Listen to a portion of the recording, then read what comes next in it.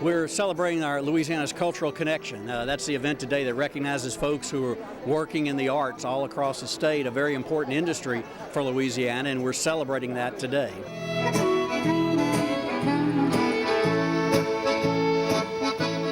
Under our auspices in the Lieutenant Governor's office are state museums, the state park system, the state library, the Arts Life of Louisiana, Volunteer Louisiana, the Seafood Promotion and Marketing Board, tourism. It's an important component of Louisiana's economy. These means jobs, it means celebrating all the things that make Louisiana unique among the 50 states, and today's a day to recognize that and celebrate it. To talk for a few minutes about what drives you on a daily basis and what motivates us on a daily basis to make certain that this state and its citizens do not neglect or forget the significance of culture and the arts community on our daily activities. I want to thank you all for being here. I want to welcome you to this event and kind of return the compliment from Pam and thank her and her great staff in the Office of Cultural Development for the work they do. We're very fortunate to have a group of state employees who are dedicated and committed to what they do. You know, state employees haven't had a raise in about the past 4 years or so. It's been a trying time watching budget cuts in every agency of state government. We certainly are no exception. We've had perhaps more than our share of budget cuts over the course of the past few years, but our staff has never wavered in all levels in their commitment to promote everything great about Louisiana. So I thank them in your presence and on your behalf for the great job that they do.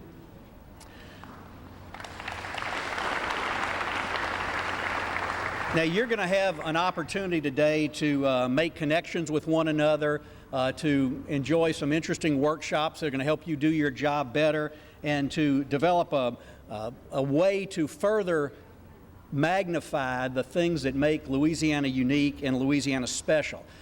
This afternoon, many of you, if not most of you, are going to be involved in conversations with your legislators, and I want to encourage you to do that. Take some time to go across the street into the Capitol and visit with your legislator. Every legislator ought to know that his arts advocates are here today, and the legislators, should hear from you about the importance of what you're doing to energize the economy of your respective parishes. So don't be bashful about having your presence known over there today, not just tonight at the reception, but also during the day. You can go give your legislator, if they're in session, a card to come speak to them. Most of them, I assure you, will come out and visit with you and want to visit with you. So please don't miss the opportunity to do that. You can warm up because we have a number of elected officials with us today. I saw at least 3 parish presidents and a couple of mayors. So would those of you in elected office please stand up and let us recognize and thank you for what you do throughout the state.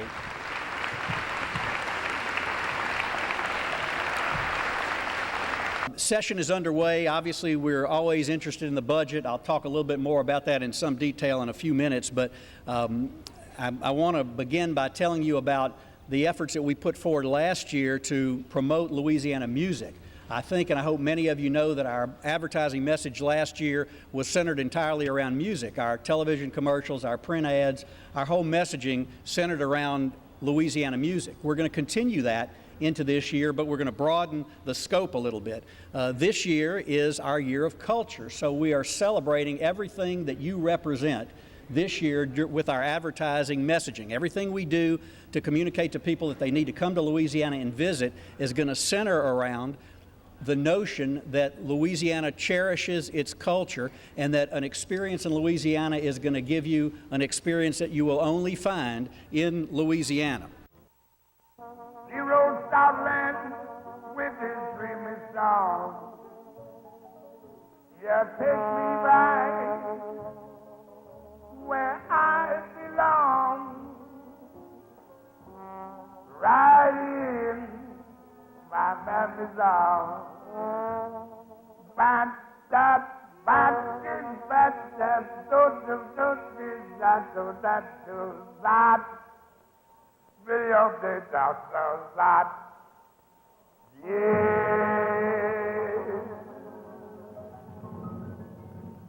Good evening, everybody.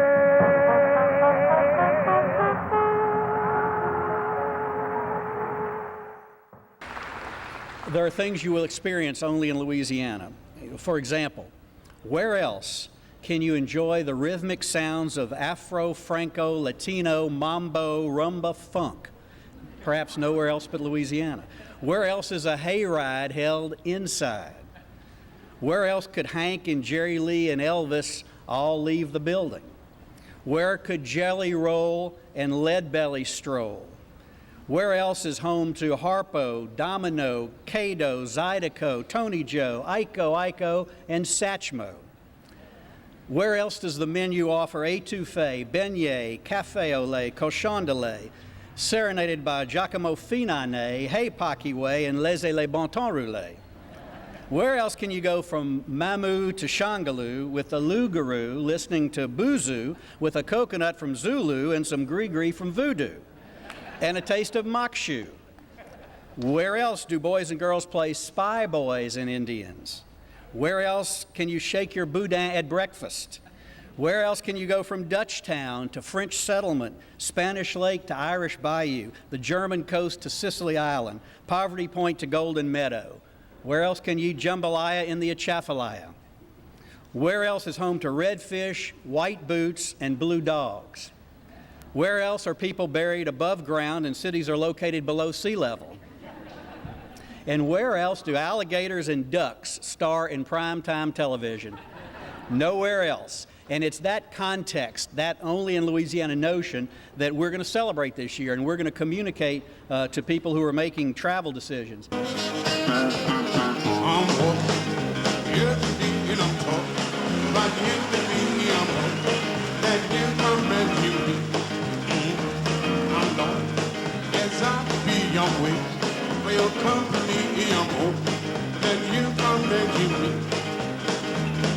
Now what you gonna do when the river dry?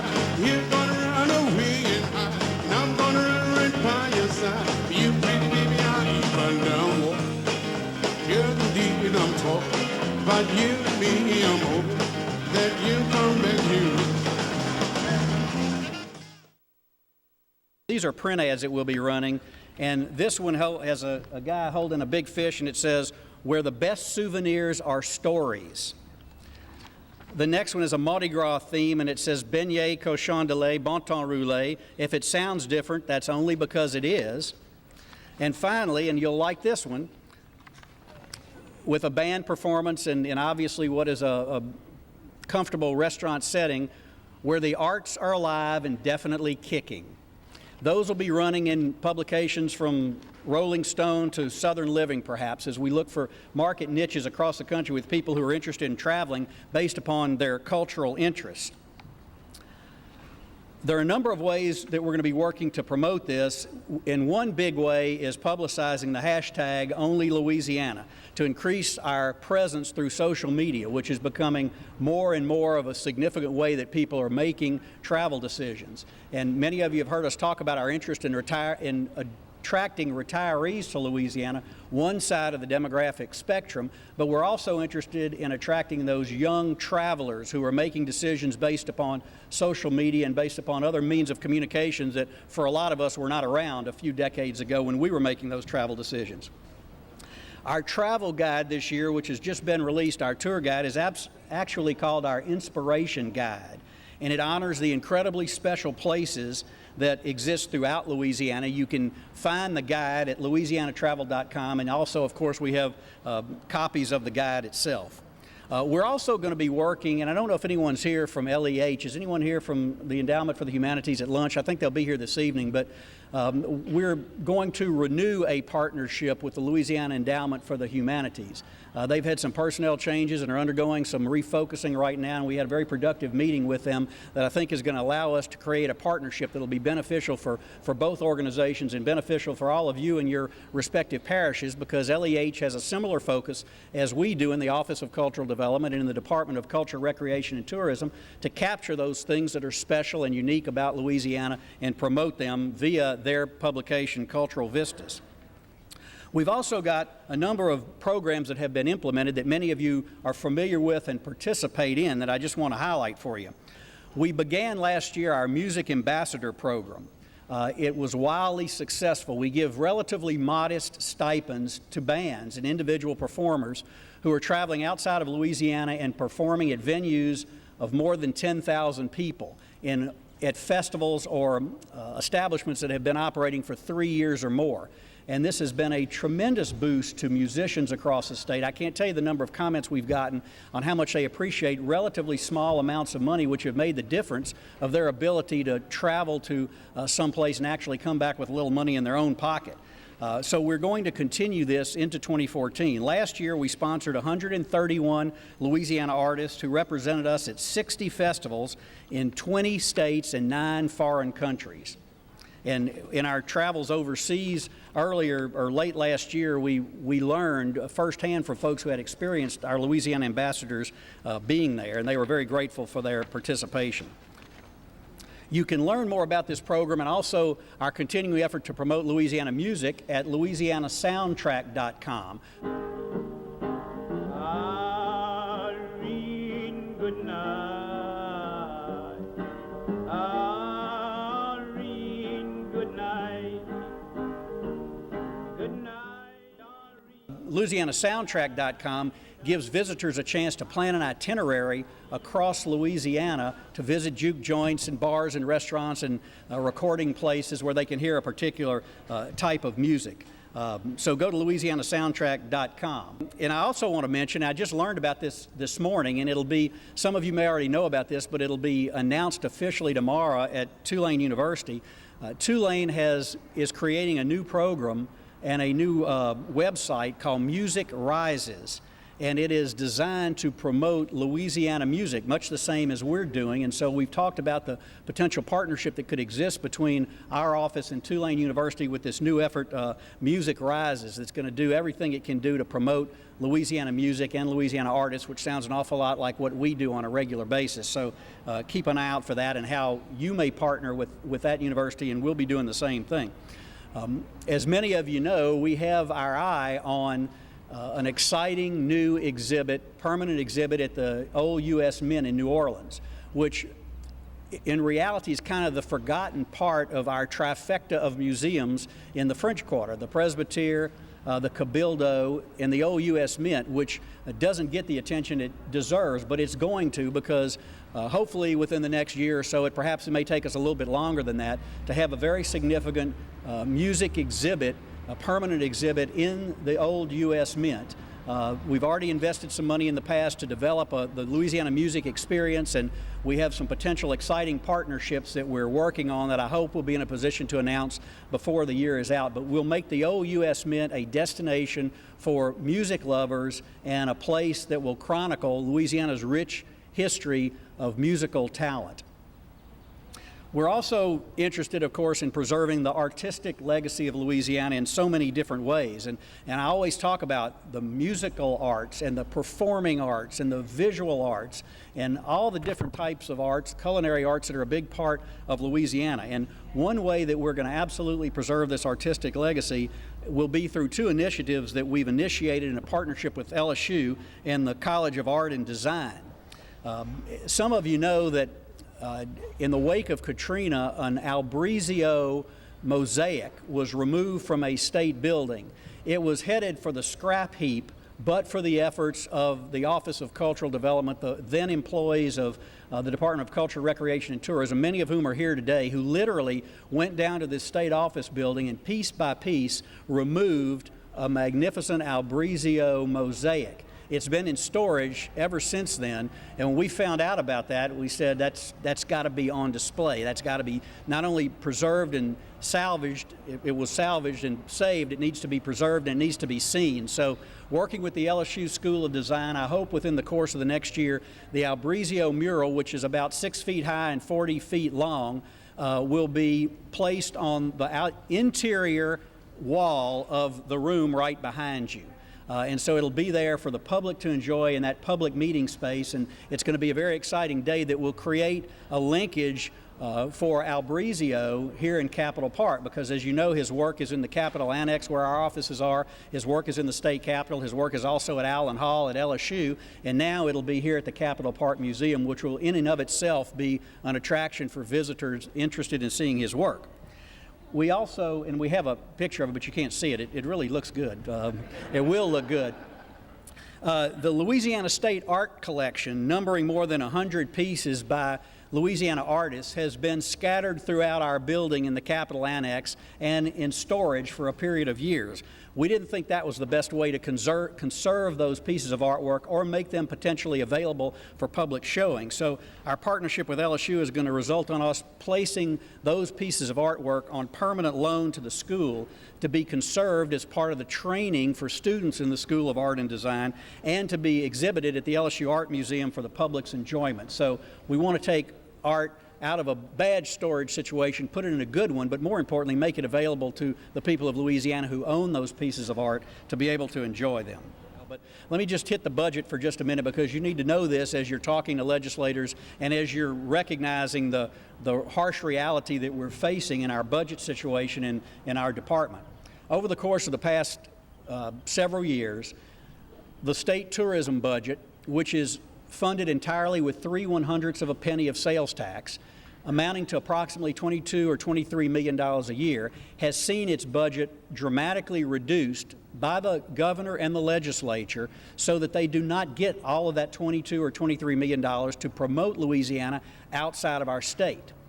This is very concerning because states like Georgia and Florida, with whom we want to compete, are actually increasing their tourism budgets by $6 and $8 million at a time where we're seeing a reduction by anywhere from $14 million to about $5 million. And what we're facing this year is a little bit over $5 million in pass-throughs and other reductions in the budget for the Office of Tourism. This is what Pam was alluding to earlier. There's about $3+ million in direct pass-throughs that go into the state tourism budget and come immediately out, so we don't get to spend it on tourism. We have made a policy decision, as Pam mentioned, that we were going to call upon the Office of Tourism, which is the, relatively speaking, richest of our siblings in the Department of Culture, Recreation, and Tourism, to prop up some of our other siblings. So the Office of Tourism has provided almost $1 million in funding to the Office of State Museums to make sure we can open the newest and most magnificent architecturally of our museums in this state, the Sports Hall of Fame and Northwest Louisiana History Museum. We've also said to Kyle and the folks in the Office of Tourism, we're going to take about $1.5 million out of your budget because we believe we ought to have a decentralized arts program in Louisiana. We believe we ought to provide funding for the arts life of Louisiana. And although we joke about it, and I know Kyle would prefer having that money to spend, he very willingly has ponied up some assistance because we all recognize that we don't operate in silos in the Department of Culture, Recreation, and Tourism. What's good for museums is good for tourism. What's good for parks is good for museums. What's good for the arts life of Louisiana is good for tourism, and so on and so on. And so we're trying to make certain we run this department as a single unit and we're helping each other out. If we can get some relief on those pass-throughs and get anywhere from $3 to $5 million put back in our tourism budget, then we'll be able to do even more out-of-state advertising and marketing. So it's important for those of you who are advocates for the arts in very different areas of Louisiana's cultural life to understand how all these moving parts are working together. Despite these issues, we're also creating funding for a new artist mini grants program. Artists will be able to apply for funding to engage in products that are beneficial to the individual communities. We're putting this program together now, and we'll release more information and be contacting our artists over the course of the next few months, so be on the lookout for that new mini grant program. We don't always have the kind of funding that we'd like to keep our artists working, but we're going to find ways to make sure that it becomes a viable opportunity for those of you in the creative field who represent so much that's important to Louisiana. Our Louisiana Creative Communities Initiative was another program that we established last year to assist communities in utilizing arts and culture as a strategy for cultural and economic and community development. 10 communities were chosen to participate in the program, and in just a second, we're going to individually recognize those communities who have successfully completed the program and are now being recognized as part of Louisiana's Creative Community Initiative.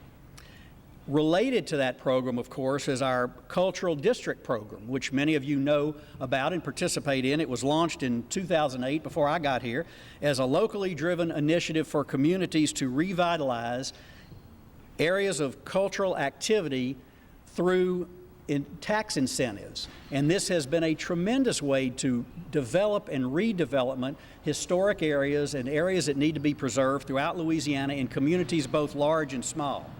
8 new districts will be approved in July of this year, bringing the total number of cultural districts to 75, 47 in towns and 32 in parishes all over the state of Louisiana. So it's a truly statewide initiative to recognize the significance of culture in the economic vitality of a community and of a state.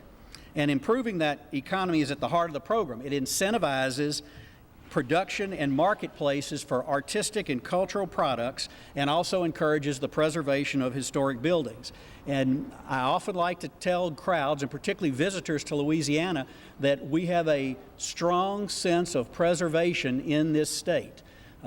Places all over the world would love to have the French Quarter in their communities as something to market and something to promote, or to have the kind of historic places that have been created throughout Louisiana. One thing we have done right in our 201 now year existence is recognize the value of our past experiences and the value of Louisiana's rich history and culture, and preserving that for generations in the future to enjoy. And these cultural districts are helping do this.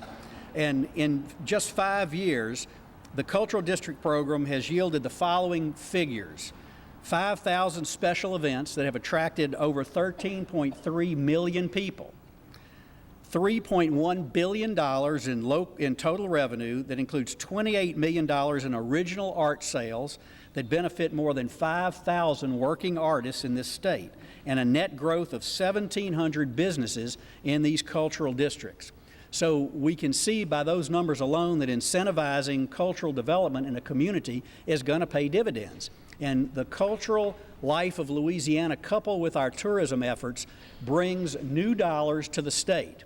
We'll announce next week, some very exciting numbers about tourism in Louisiana in 2013. In 2012, we set a record. Most people visiting Louisiana than any time in our history, and the announcement we'll make next week hopefully will be equally as exciting. We know this: $10.7 billion spent in Louisiana in 2012, generating almost $750 million in taxes that you didn't pay, the constituents in your communities didn't pay, but visitors to our state paid while they spent a little time here. That translates into jobs, and that translates into big business for Louisiana, and policymakers need to understand that, and you need to be the voice of these industries to make sure that people who make decisions on how money is spent recognize that our world in the Department of Culture, Recreation, and Tourism is one of the few worlds in government that actually generates money to give back to government, and you need to be the messengers of that message. Another important community in our state is an ancient one. Pam referenced it. 3,500 years ago, there was a viable community of Louisianians who didn't call themselves Louisianians, but they were at Poverty Point, Louisiana, outside of Epes, Louisiana, which is outside of Delhi, which is outside of Monroe, for you geographically challenged South Louisianians. 3,500 years ago, this very organized society existed. With mounds that were the tallest in North America, a sophisticated society built around a common plaza. Poverty Point has been nominated to become the 22nd place in the United States of America to be designated as a World Heritage Site.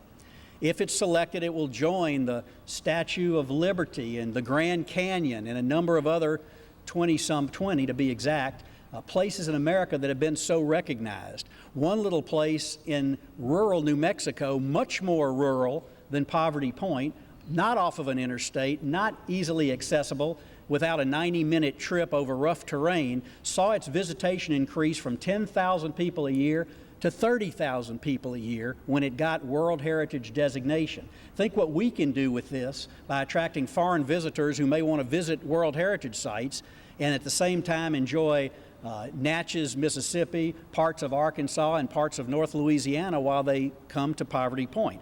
It has tremendous economic and tourism potential for the state, and we're hoping that in just a few short months, it will be designated as a World Heritage Site. It is caught up, as many of you know, in some geopolitics right now, having to do with the United Nations and the state of Israel and Palestine, and there's some contention about whether there's going to be any funding for this UNESCO program. but we're hopeful that regardless of the political intrigue on its merits, the selection committee will recognize that Poverty Point, Louisiana needs to be included on this list of truly special places on the globe. And finally, in the area of historic preservation, supporting our creative community effort is Louisiana Main Street program that many of you are involved in.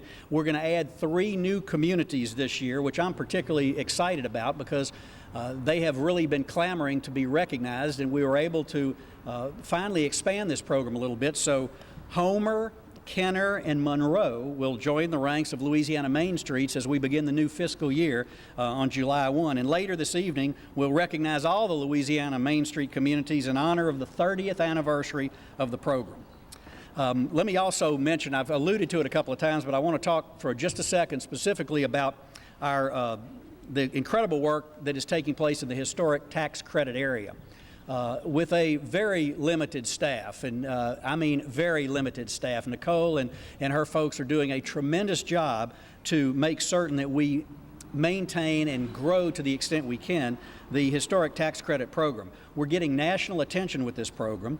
The National Park Service recently designated Louisiana as a top 4 state for state and federal tax credits. And since its inception in 2002, the program has resulted in $1.6 billion in private investment on 352 projects. 16,000 plus construction jobs were created or maintained.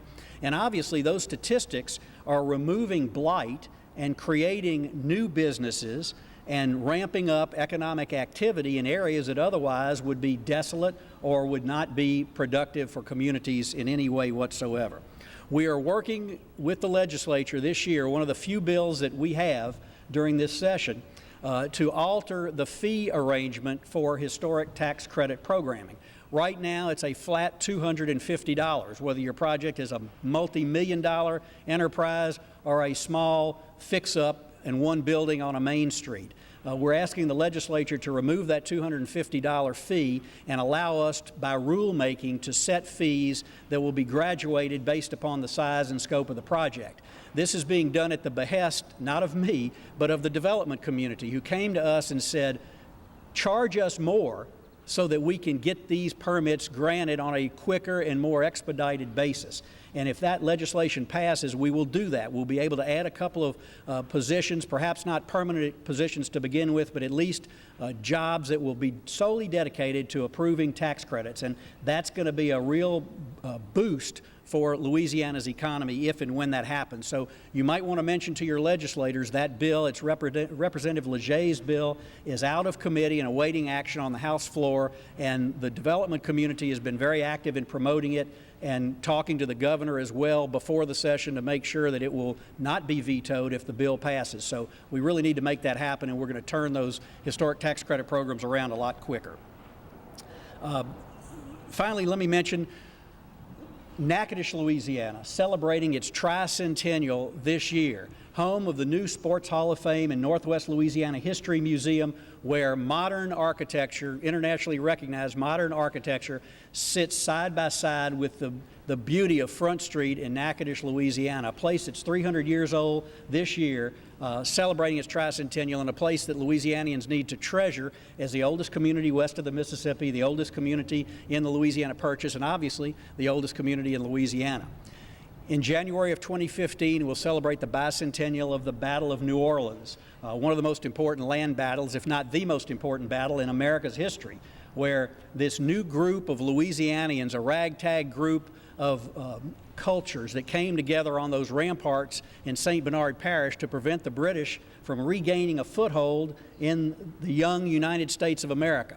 And when we won that battle, America began expanding westward. We'll celebrate the bicentennial of that event in January, which will be truly an international event. And in 2018, we will celebrate the tricentennial of New Orleans, which will truly be an international event as well. So there are great celebrations of Louisiana's history and culture in our midst right now and in the immediate future. and you really are those who carry the banner for preserving our history and for cherishing our culture and our rich artistic sense that has been a part of the fabric of Louisiana since the day we became the 18th state in America, and it continues today. So I want to thank you for what you do and encourage you to keep doing